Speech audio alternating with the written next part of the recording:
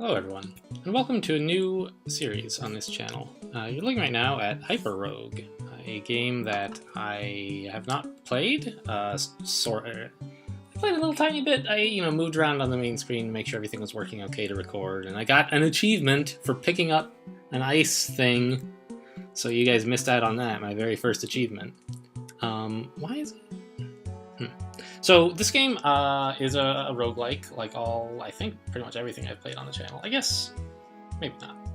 You could argue about Invisible Ink, and I probably would not argue about XCOM. I would say that it's not. Although, played on Iron Man, it's a little... Anyway, doesn't matter.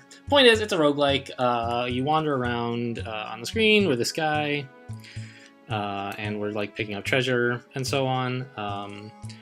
I think they recommend using the mouse, and, like... I tried it. It was okay.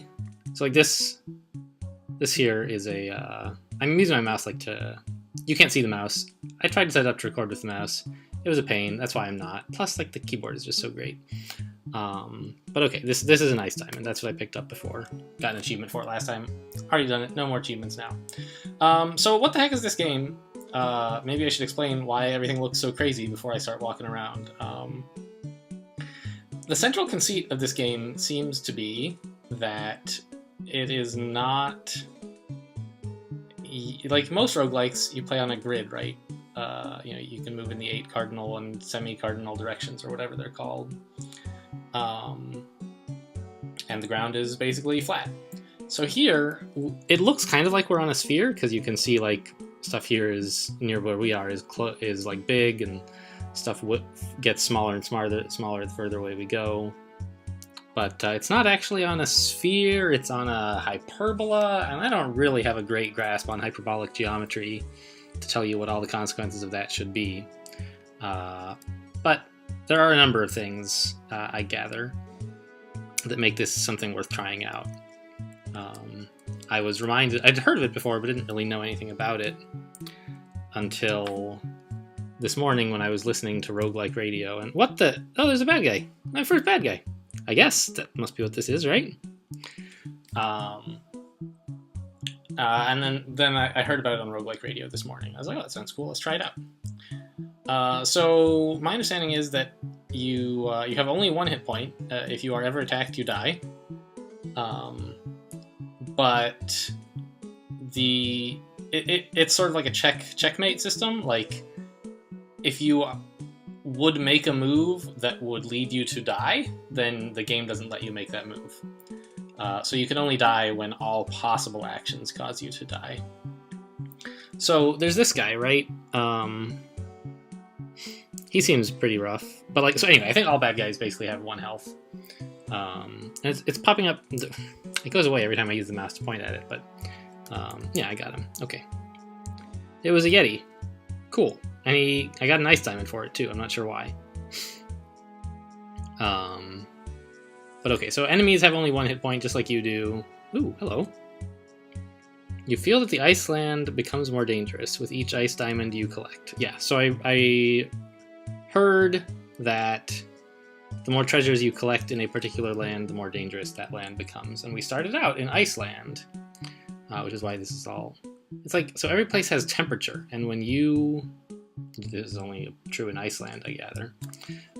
So you can see like squares are becoming redder as we walk around on them because we've got all this heat. Wow, that was a little...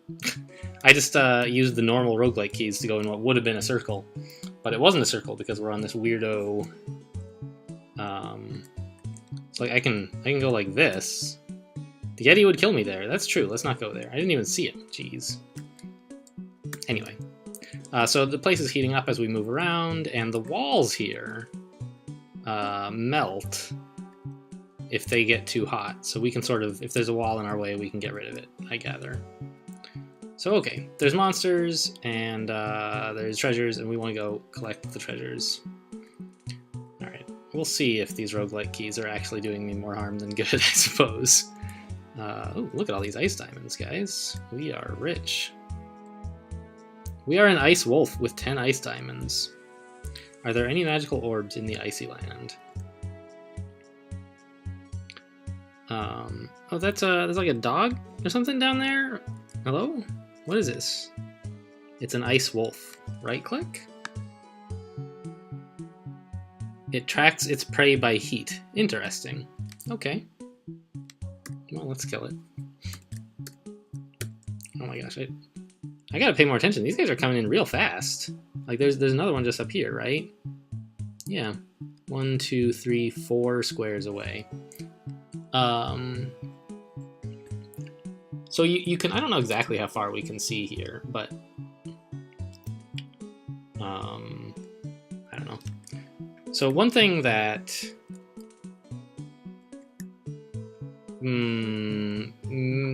one reason that the geometry of this game matters is it sort of changes the tactical options. They're different than what you would have if I wonder if I can get myself into a situation where the difference is demonstrated. You can get yourself into situations. So far we've been just like sort of killing stuff out in the open, and there have been few enough monsters that's been fine. But you can imagine getting a little overwhelmed, right? That happens in Crawl, which you guys have probably seen me play. Is you get this is a little sketchy. You get into spots where like here. So if I were playing, say, Crawl, I would say, look at this. There's a corridor here we can use to block off, multiple enemies. And I could stand here and mow them down as they come in this way, right?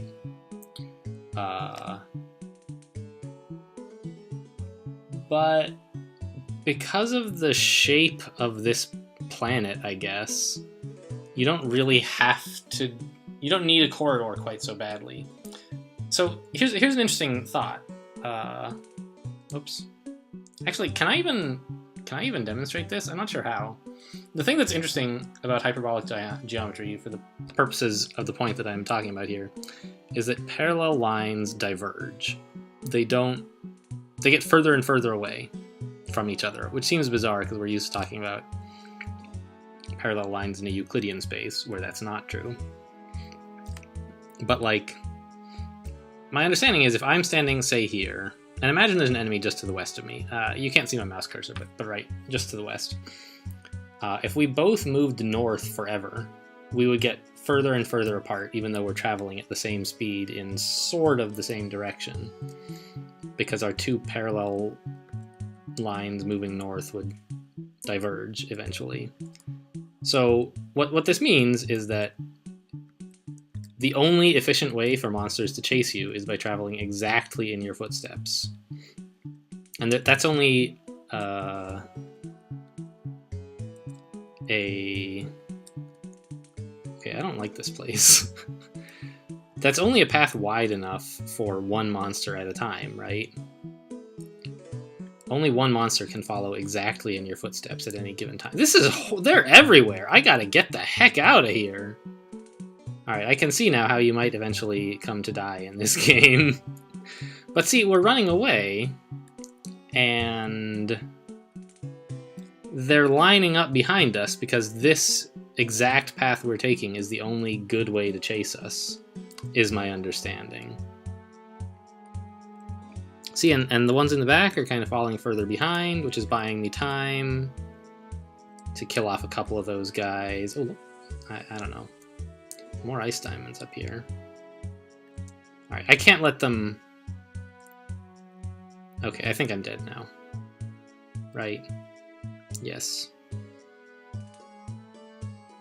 Okay. Well, that was exciting. I sort of wish it would let me see... Because I made a move that... I think I was like at a sort of mate in two situation where I wasn't dead yet, but any move I made would cause me to die in 2 turns.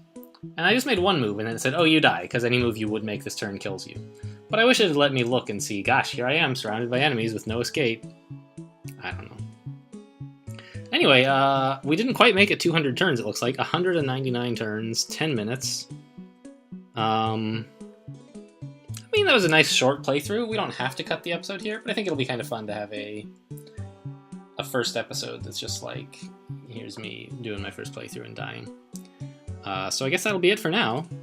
If you guys enjoyed it, I mean, so far I don't know if I love this game, but I'm certainly willing to keep giving it a few more tries, see how it goes.